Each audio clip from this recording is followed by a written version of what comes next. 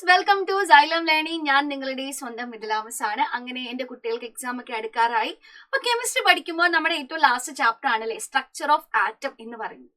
ഈ ഒരു ചാപ്റ്റർ പുതിയൊരു കോൺസെപ്റ്റ് ആയതുകൊണ്ട് തന്നെ ഒരുപാട് കുട്ടികൾക്ക് കുറെ അങ്ങോട്ടും ഇങ്ങോട്ടും അയ്യോ എന്താ അറ്റോമിക് നമ്പർ, എന്താ മാസ് നമ്പർ, ഫുള്ള് കൺഫ്യൂഷൻ ആണ്.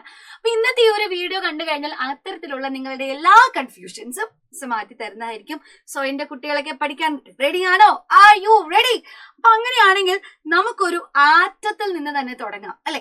ഒരു ആറ്റം എടുത്തു കഴിഞ്ഞാൽ നമുക്ക് അതിൽ ആരെയൊക്കെ കാണാൻ സാധിക്കുക? ഒരു ആറ്റത്തിനുള്ളിൽ 3 കണികകളെ 3 പാർട്ടിക്കിൾസിനെയും നമുക്ക് കാണാൻ സാധിക്കും. Proton, neutron, electron. അപ്പൊ ഇവരെ പറ്റിയിട്ടാണ് നമ്മൾ ഇനി മുഴുവൻ പഠിക്കാൻ പോകുന്നത്. മക്കളെ ശ്രദ്ധിച്ചു കേൾക്കണം. നമ്മുടെ ആറ്റത്തിന് ഒരു സെന്റർ ഉണ്ട് അല്ലെ. ആറ്റത്തിന് ഒരു ചെറിയ സെന്റർ ഉണ്ട്. ഈ ആറ്റത്തിന്റെ സെന്ററിനെ നമ്മൾ വിളിക്കുന്ന പേരാണ് ന്യൂക്ലിയസ്. എന്താ വിളിക്കുക? ന്യൂക്ലിയസ് എന്ന് പറയും. ഈ ന്യൂക്ലിയസിന്റെ ഉള്ളിലാണ് പ്രോട്ടോണും ന്യൂട്രോണും ഇരിക്കുന്നത്. പ്രോട്ടോണിന് എന്ത് ചാർജാ? അത് പറഞ്ഞില്ലല്ലോ. പ്രോട്ടോണിന് പോസിറ്റീവ് ചാർജും ന്യൂട്രോണിന് എന്താ ചാർജാ മക്കളെ? ന്യൂട്രോണിന് 0 ആണ്, ചാർജ് ഇല്ലാത്ത ആളാണല്ലേ. ഇനി മൂന്നാമതൊരാളും കൂടി ഉണ്ട്. അവനാണ് നമ്മുടെ ഇലക്ട്രോൺ, നെഗറ്റീവ് ചാർജ് ഉള്ള ഇലക്ട്രോൺ. ഈ ന്യൂക്ലിയസിന്റെ ഉള്ളിലാണ് പോസിറ്റീവ് ചാർജ് ഉള്ള പ്രോട്ടോണുകളും ചാർജ് ഇല്ലാത്ത ന്യൂട്രോണുകളും ഇരിക്കുന്നത്. അപ്പോ അങ്ങനെയാണെങ്കിൽ ന്യൂക്ലിയസിന്റെ ചാർജ് എന്താണ്? നിങ്ങളൊന്ന് ആലോചിച്ചേ. ന്യൂക്ലിയസിന്റെ ചാർജ് എന്താ? ന്യൂക്ലിയസിന് പോസിറ്റീവ് ചാർജ് ആണ്. കാരണം ന്യൂക്ലിയസിന്റെ ഉള്ളിലുള്ളത് ആരാ? പ്രോട്ടോണും ന്യൂട്രോണും. ന്യൂട്രോണിന് ചാർജ് ഇല്ല. അപ്പൊ പ്രോട്ടോണിന്റെ ചാർജ് എന്താണോ അത് തന്നെയാണ് ന്യൂക്ലിയസിന്റെ ചാർജ്. ഇനി ന്യൂക്ലിയസിന്റെ ഉള്ളിൽ ഇരിക്കുന്നത് കൊണ്ട് ഈ പ്രോട്ടോണിനെയും ന്യൂട്രോണിനെയും ഒന്നിച്ച് നമ്മൾ വിളിക്കുന്ന പേരാണ് ന്യൂക്ലിയോൺസ്. എന്താ വിളിക്കുക? ന്യൂക്ലിയോൺസ്. അപ്പൊ ന്യൂക്ലിയോൺസ് എന്ന് പറഞ്ഞാൽ ആരാ? പ്രോട്ടോണിനെയും ന്യൂട്രോണിനെയും ഒന്നിച്ച് നമ്മൾ പറയുന്ന പേരാണ് ന്യൂക്ലിയോൺസ്. ഇനി മൂന്നാമതൊരാളുണ്ടല്ലോ, നമ്മുടെ സ്വന്തം ഇലക്ട്രോൺസ് അല്ലേ. ഈ ഇലക്ട്രോൺസ് എവിടെയാണ് ഇരിക്കുന്നതെന്ന് ചോദിച്ചാൽ നമ്മുടെ ന്യൂക്ലിയസിന്റെ പുറത്ത്, ന്യൂക്ലിയസിന്റെ ചുറ്റുമായിട്ട് ഇങ്ങനെ സർക്കുലാർ ആയിട്ടുള്ള കുറച്ച് ഇമാജിനറി പാത്തുകൾ ഉണ്ട്. കുറച്ച് സർക്കുലാർ ആയിട്ടുള്ള പാത്തുകളെ നമുക്ക് കാണാൻ സാധിക്കും. ഈ സർക്കുലാർ പാത്തുകളെ നമ്മൾ വിളിക്കുന്ന പേരാണ് ഷെൽ അഥവാ ഓർബിറ്റ്. മക്കളെ, ഈ ഷെല്ലുകൾക്കുള്ളിൽ അല്ലെങ്കിൽ ഓർബിറ്റുകൾക്കുള്ളിലാണ് നമ്മുടെ ഇലക്ട്രോൺ കുട്ടന്മാരിങ്ങനെ ഇരിക്കുന്നത്. കിട്ടുന്നുണ്ടോ? അപ്പോ ആറ്റത്തിന്റെ സെന്റർ ഉണ്ട് ന്യൂക്ലിയസ്. ന്യൂക്ലിയസിനുള്ളിൽ പ്രോട്ടോണും ന്യൂട്രോണും ഇരിക്കുന്നു. ന്യൂക്ലിയസിന് പുറത്ത് ഷെൽ അഥവാ ഓർബിറ്റുകൾക്കുള്ളിലാണ് നമ്മുടെ ഇലക്ട്രോൺസ് ഇരിക്കുന്നത്. ഇനി നമുക്ക് ഇഷ്ടമുള്ള പോലെ ഇലക്ട്രോൺസിനെ ഇരുത്താൻ പറ്റുമോ? ഇപ്പൊ ഒരു ബസ്, ഈ ഒരു ബസ്സിൽ എന്റെ ഒപ്പം ഒരു 50 ആളുണ്ട്. ഒരു ചെറിയ മിനി വാൻ ആയിക്കോട്ടെ. ഈ ബസ് വാനിൽ നമുക്ക് 50 ആൾക്കാരെയും കൊണ്ടുപോകാൻ പറ്റുമോ? പറ്റില്ല. അപ്പൊ ഓരോ സ്ഥലത്ത് നമുക്ക് ഇരുത്താൻ പറ്റുന്ന ആൾക്കാരുടെ എണ്ണത്തിന് ഒരു ലിമിറ്റ് ഉണ്ട് അല്ലെ, ഒരു പരിധി ഉണ്ട്. അതേപോലെ തന്നെയാണ് ഇവിടെ. അപ്പൊ നമുക്ക് ഈ ഷെല്ലുകളെ പറ്റി അല്ലെങ്കിൽ ഈ പറഞ്ഞ ഓർബിറ്റുകളെ പറ്റി ഒന്നും കൂടെ കുറച്ചും കൂടെ ഡീറ്റെയിൽ ആയിട്ട് പഠിച്ചാലോ. നമ്മള് ഈ ഓരോ ഷെല്ലുകൾക്കും ഓരോ പേരുകൾ കൊടുത്തിട്ടുണ്ട് കേട്ടോ. അപ്പൊ ഓരോ ഷെല്ലുകൾക്കും ഓരോ പേരുകൾ ഉണ്ട്. അപ്പൊ സാധ്യത ഇതിവിടെ വരയ്ക്കട്ടെ. ഓക്കെ, അപ്പൊ ഇതാണ് നമ്മുടെ ഷെല്ലുകൾ. മക്കളെ, ഒരു ആറ്റത്തിലെ ഒന്നാമത്തെ ഷെല്ലിന്, ഇത് നമ്മുടെ ന്യൂക്ലിയസ് ആണ്. ന്യൂക്ലിയസിന്റെ തൊട്ടടുത്തിരിക്കുന്ന ഒന്നാമത്തെ ഷെല്ലിനെ നമ്മൾ വിളിക്കുന്ന പേരാണ് എന്താണെന്നറിയോ? കേഷൽ. എന്താ വിളിക്ക? കേഷൽ. രണ്ടാമത്തെ ഷെല്ലിനെ നമ്മൾ എൽ ഷെൽ എന്നും, മൂന്നാമത്തെ ഷെല്ലിനെ എം ഷെൽ എന്നും, നാലാമത്തെ ഷെല്ലിനെ എൻ ഷെൽ എന്നും, അഞ്ചാമത്തെ ഷെല്ലിനെ ഓ ഷെല്ലും എന്ന് വിളിക്കും. അപ്പൊ എങ്ങനെയാ ഷെല്ലുകൾക്ക് പേര് കൊടുത്തിട്ടുള്ളത്? 1, 2, 3, 4, 5 ഇങ്ങനെയാണ് നമ്പർ ചെയ്ത് പോകുന്നത് അല്ലെ. ഒന്നാമത്തെ shell K shell, 2 L shell, 3 M shell, 4 N shell, 5 ഓ ഷെൽ, KLMNO. ഇങ്ങനെയാണ് നമ്മൾ ഷെല്ലുകൾക്ക് പേര് കൊടുക്കുക. ഇനി ഓരോ കാറിൽ ഇപ്പൊ നമുക്കൊരു സ്വിഫ്റ്റിലാണെങ്കിൽ 5 പേര്, ഒരു എർട്ടിക്ക ആണെങ്കിൽ 7 പേര്, അങ്ങനെ ഓരോ കാറിലും കയറ്റാൻ പറ്റുന്ന എണ്ണത്തിന് പരിധിയുണ്ട്. അതേപോലെ ഓരോ ഷെല്ലിലും നമുക്ക് അക്കോമഡേറ്റ് ചെയ്യാൻ പറ്റുന്ന ഇലക്ട്രോണുകളുടെ എണ്ണത്തിന് ഒരു ലിമിറ്റ് ഉണ്ട്. മക്കളെ, കെ ഷെല്ലിൽ പരമാവധി നമുക്ക് 2 ഇലക്ട്രോൺസിനെ ഇരുത്താൻ പറ്റും. എൽ ഷെല്ലിൽ പരമാവധി നമുക്ക് 8 ഇലക്ട്രോൺസിനെ ഇരുത്താൻ പറ്റും. എം ഷെല്ലിൽ പരമാവധി 18 ഇലക്ട്രോൺസിനെ ഇരുത്താം.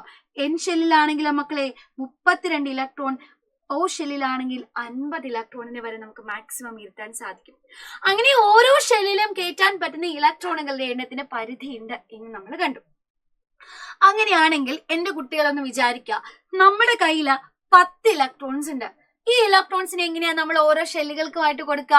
അപ്പൊ നമ്മുടെ K shell, L shell, M shell, N shell, O shell ഒക്കെ ഇങ്ങനെ ഇരിക്കുകയാണ്.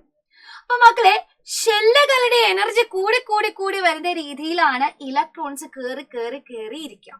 അപ്പൊ ന്യൂക്ലിയസിന്റെ ഏറ്റവും അടുത്തുള്ള ഷെല്ലിന് ഏറ്റവും എനർജി കുറവ്. ന്യൂക്ലിയസിൽ നിന്നുള്ള ഡിസ്റ്റൻസ് കൂടുന്നതനുസരിച്ച് ഷെല്ലുകളുടെ എനർജി കൂടി വരും. അപ്പൊ ന്യൂക്ലിയസിന്റെ തൊട്ടടുത്തിരിക്കുന്ന കെ ഷെല്ല്, ഒന്നാമത്തെ ഷെല്ലായിട്ടുള്ള കെ ഷെല്ലിലാണ് ഏറ്റവും എനർജി കുറവ്. അപ്പൊ ആദ്യം ഇലക്ട്രോൺസ് കയറുന്നത് എവിടെയാ? കെ ഷെല്ലിലാണ്. അപ്പൊ നമ്മുടെ കയ്യിൽ 10 ഇലക്ട്രോൺസ് ഉണ്ട്. ഈ 10 ഇലക്ട്രോൺസിനെയും എനിക്ക് കെ ഷെല്ലിൽ കൊണ്ട് കൊടുക്കാൻ പറ്റുമോ? പറ്റില്ല അല്ലെ? നമ്മൾ പഠിച്ചിട്ടുണ്ട് കെ ഷെല്ലിൽ പരമാവധി 2 ഇലക്ട്രോൺസ് കയറുകയുള്ളൂ. അപ്പൊ നമ്മുടെ കയ്യിലുള്ള 10 ഇലക്ട്രോൺസിൽ 2 ഇലക്ട്രോൺസിനെ ഞാൻ കെ ഷെല്ലിന് കൊടുത്തു. ഓക്കെ ആണോ? ഇനി മിച്ചം എന്റെ കയ്യിൽ എത്ര ഇലക്ട്രോൺ ഉണ്ട്? 10 ആയിരുന്നു, 2 പോയി, ഇനി മിച്ചമുള്ളത് 8 ഇലക്ട്രോൺസാ. ഈ 8 ഇലക്ട്രോൺസുമായിട്ട് ഞാൻ രണ്ടാമത്തെ ഷെല്ലിലേക്ക് പോകും അല്ലെ? കെ ഷെല്ലിനെക്കാട്ടിലും എനർജി കൂടുതലുള്ളത് എൽ ഷെല്ലിനാണ്.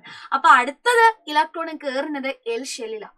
അപ്പൊ എൽ ഷെല്ലിലേക്ക് വരുമ്പോ മക്കൾ എന്താ പ്രത്യേകത? മാക്സിമം എത്ര ഇലക്ട്രോൺസിന് എൽ ഷെല്ലിൽ ഉൾക്കൊള്ളാൻ പറ്റും?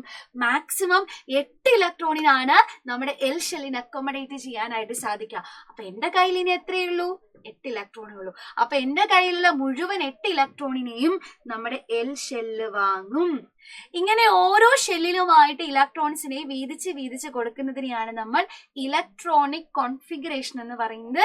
ഇപ്പൊ എന്റെ കുട്ടികൾ എഴുതിയിട്ടുള്ളത് ഷെൽ ഇലക്ട്രോണിക് കോൺഫിഗറേഷൻ ആണ്. അപ്പൊ 10 ഇലക്ട്രോൺ ഉള്ള കേസാണ് നമ്മൾ ഇപ്പൊ പഠിച്ചത് അല്ലെ? 10 ഇലക്ട്രോണിന്റെ കേസാണ് പഠിച്ചത്.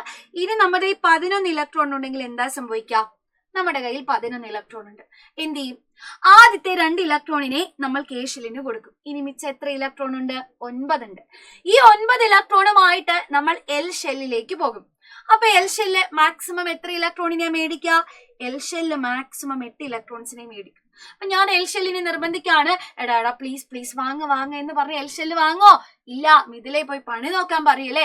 കാരണം എൽ ഷെല്ലിന് പരമാവധി 8 ഇലക്ട്രോൺസിനെ മാത്രമേ അക്കോമഡേറ്റ് ചെയ്യാൻ സാധിക്കൂ. നമ്മുടെ കയ്യിലുള്ള 9 ഇലക്ട്രോണിൽ 8 ഇലക്ട്രോണിനെ നമ്മുടെ എൽ ഷെല്ല് വാങ്ങും അല്ലെ? ഇനി മിച്ചം എത്ര ഇലക്ട്രോൺ ഉണ്ട്? 11 ഇലക്ട്രോൺ ആയിരുന്നു, 10 കഴിഞ്ഞു.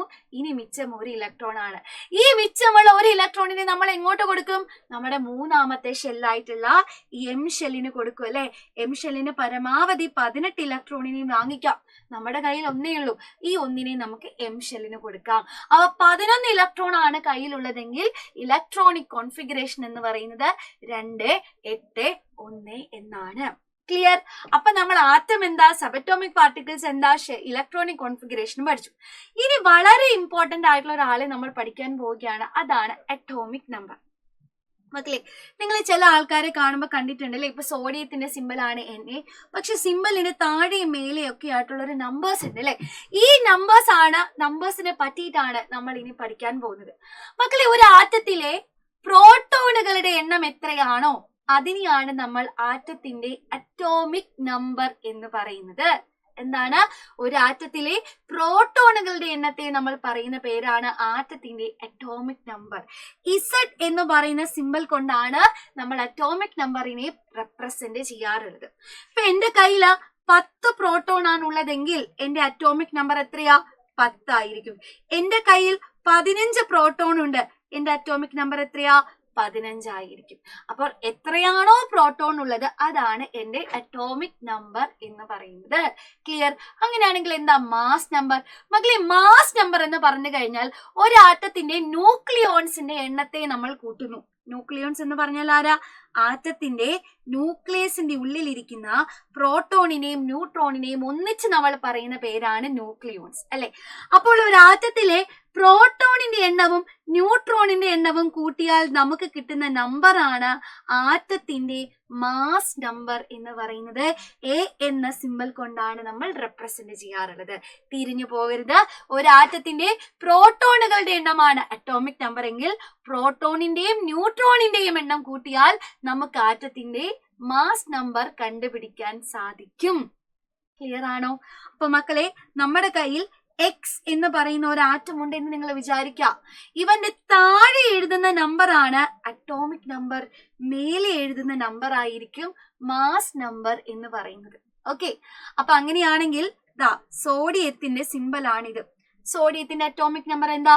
താഴെ എഴുതുന്ന നമ്പർ എന്തോ അതാണ് അറ്റോമിക് നമ്പർ. അങ്ങനെയാണെങ്കിൽ സോഡിയത്തിന്റെ അറ്റോമിക് നമ്പർ താഴെ എഴുതിയിട്ടുള്ള ഈ നമ്പർ 11 ആയിരിക്കും. മക്കളെ, സോഡിയത്തിന്റെ അറ്റോമിക് നമ്പർ 11 ആണെങ്കിൽ അതിന്റെ അർത്ഥം എന്താ? സോഡിയത്തിന്റെ കയ്യിൽ 11 പ്രോട്ടോൺ ഉണ്ട് എന്നർത്ഥം. കാരണം പ്രോട്ടോണുകളുടെ എണ്ണം എന്താണോ അറ്റോമിക് നമ്പർ എന്ന് പറയുന്നത് പ്രോട്ടോണുകളുടെ എണ്ണത്തോട് സെയിം ആണ് അല്ലെ. അപ്പൊ അറ്റോമിക് നമ്പർ 11 ആണെങ്കിൽ അവിടെ 11 പ്രോട്ടോൺ ഉണ്ട് എന്നർത്ഥം. ഇനി മേലെ എഴുതുന്ന നമ്പർ ആണ് മാസ് നമ്പർ. സോ സോഡിയത്തിന്റെ മാസ് നമ്പർ എന്ന് പറയുന്നത് 23 ആണ്. പ്രോട്ടോണുകളുടെ എണ്ണവും ന്യൂട്രോണുകളുടെ എണ്ണവും കൂട്ടിയാൽ കിട്ടുന്നതാണ് ഇവന്റെ മാസ് നമ്പർ എന്ന് പറയുന്നത്. ക്ലിയർ ആയോ? സെറ്റ് ആയോ മക്കളെ? അങ്ങനെയാണെങ്കിൽ നമുക്കിപ്പോ ഒരു കാര്യം മനസ്സിലായി. ഒരാളുടെ അറ്റോമിക് നമ്പർ കിട്ടിക്കഴിഞ്ഞാൽ നമുക്ക് അവന്റെ പ്രോട്ടോണുകളുടെ എണ്ണം കണ്ടുപിടിക്കാം. ഒരു ആറ്റത്തിലെ പ്രോട്ടോണുകളുടെ എണ്ണം എന്താണോ അത് തന്നെയായിരിക്കും ആറ്റത്തിലെ ഇലക്ട്രോണുകളുടെ എണ്ണം. ആറ്റത്തിലെ പ്രോട്ടോണുകളുടെ എണ്ണവും ഇലക്ട്രോണുകളുടെ എണ്ണവും തുല്യമാണ്. അപ്പൊ അറ്റോമിക് നമ്പർ 13 ആണെങ്കിൽ അതിന്റെ അർത്ഥം എന്താ? ആറ്റത്തിന്റെ കയ്യിൽ 13 പ്രോട്ടോണും 13 ഇലക്ട്രോണും ഉണ്ട് എന്നർത്ഥം. അങ്ങനെയാണെങ്കിൽ ഇനി നമ്മൾ എങ്ങനെയാ ന്യൂട്രോണുകളുടെ എണ്ണം കണ്ടുപിടിക്കുക? മക്കളെ, ന്യൂട്രോണുകളുടെ എണ്ണം കണ്ടുപിടിക്കാൻ അറ്റോമിക് നമ്പറും മാസ് നമ്പറും അറിയാമെങ്കിൽ ഒരാറ്റത്തിന്റെ ന്യൂട്രോണുകളുടെ എണ്ണം കണ്ടുപിടിക്കാൻ നമ്മുടെ കയ്യിൽ ഒരു മാജിക് ഇക്വേഷൻ ഉണ്ട്. A മൈനസ് ഇസഡ് ചെയ്താൽ മതി. എ എന്ന് പറഞ്ഞാൽ ആരാ? മാസ് നമ്പർ ആണ് അല്ലെ. ഇസഡ് എന്ന് പറഞ്ഞാൽ ആരാ? അറ്റോമിക് നമ്പർ ആണ് അല്ലെ. അപ്പോൾ മാസ് നമ്പറിൽ നിന്ന് അറ്റോമിക് നമ്പർ കുറച്ചു കഴിഞ്ഞാൽ ഒരാറ്റത്തിലെ ന്യൂട്രോണുകളുടെ എണ്ണം നമുക്ക് കണ്ടെത്താൻ സാധിക്കും. പേടിക്കണ്ട, ഇതൊന്നും കേട്ടിട്ട് ഞാനൊരു എക്സാമ്പിൾ കാണിച്ചു തരാം. സോഡിയം അല്ലെ മക്കളെ, എന്റെ കുട്ടികൾ എന്ന് പറഞ്ഞേ, സോഡിയത്തിന്റെ അറ്റോമിക് നമ്പർ എത്രയാ? താഴെ എഴുതുന്ന നമ്പർ 11. സോഡിയത്തിന്റെ മാസ് നമ്പർ എത്രയാ? മേലെ എഴുതുന്ന നമ്പർ 23. ശരിയല്ലേ? സോഡിയത്തിന്റെ അറ്റോമിക് നമ്പർ 11 ആണെങ്കിൽ അതിന്റെ അർത്ഥം സോഡിയത്തിന്റെ കയ്യിൽ 11 പ്രോട്ടോൺ ഉണ്ട്. 11 പ്രോട്ടോൺ ഉണ്ടെങ്കിൽ അതിന്റെ അർത്ഥം അവിടെ 11 ഇലക്ട്രോണുകളും ഉണ്ട്. ശരിയല്ലേ? ഇനി ന്യൂട്രോണുകളുടെ എണ്ണം കണ്ടുപിടിക്കാൻ എന്ത് ചെയ്താൽ മതി? A മൈനസ് ഇസഡ് ചെയ്യുക അല്ലെ. മാസ് നമ്പറിൽ നിന്ന് അറ്റോമിക് നമ്പർ കുറയ്ക്കുക. 23 മൈനസ് 11 12 എന്ന് നമുക്ക് ആൻസർ കിട്ടും. ടെക്സ്റ്റ് ബുക്കിൽ അറ്റോമിക് നമ്പർ മാസ് നമ്പർ മാത്രമേ ഉള്ളൂ അല്ലെ. പക്ഷെ പ്രോട്ടോൺ ഇങ്ങനെയുള്ള ക്വസ്റ്റ്യൻസ് ഇല്ല. പക്ഷെ നിങ്ങൾ ആലോചിച്ച് നോക്കുക, ഇതൊക്കെ ഓൾറെഡി ആ ഒരു ടോപ്പിക്കിൽ ഉള്ളിലുള്ള കാര്യങ്ങളാണ്. ഇതിൽ നിന്ന് ആപ്ലിക്കേഷൻ ലെവലിൽ ആക്ടിവിറ്റി ബേസ്ഡ് ആയിട്ട് നിങ്ങൾക്ക് ക്വസ്റ്റ്യൻസ് വരും. അപ്പൊ അങ്ങനെയുള്ള ചോദ്യങ്ങൾ കണ്ട് ഉത്തരം എഴുതണമെങ്കിൽ ഇതേപോലെയുള്ള എല്ലാ കാര്യങ്ങളും എന്റെ കുട്ടികൾ പഠിച്ചിരിക്കണം. അപ്പൊ വെറും 13 മിനിറ്റ് കൊണ്ട് അല്ലെ 14 മിനിറ്റ് കൊണ്ട് നമ്മൾ ആ ചാപ്റ്ററിലെ പകുതി കാര്യങ്ങളും പഠിച്ചു കഴിഞ്ഞിരിക്കുകയാണ്. അങ്ങനെയാണെങ്കിൽ മക്കളെ, ഞാൻ നിങ്ങൾക്ക് ഒരു ക്വസ്റ്റ്യൻ തരാം. ഇവനാണ് നമ്മുടെ ആള്. ഇവന്റെ atomic number, mass number, proton, neutron, electron ഇതൊക്കെ കണ്ടുപിടിച്ചിട്ട് എന്റെ കുട്ടികളെ കമന്റ് ചെയ്യണം. അതേപോലെ എക്സാമിന് മുമ്പേ ആയിട്ട് ഇതേപോലെ ഏതെങ്കിലും ടോപ്പിക്കിന്റെ വീഡിയോ വേണമെങ്കിൽ തീർച്ചയായിട്ടും കമന്റ് ചെയ്യാൻ മിസ് ഇടുന്നതായിരിക്കും. സോ നമുക്കൊരു നെക്സ്റ്റ് വീഡിയോയിൽ കാണാം. Bye bye. ചക്രിമ ബൈ.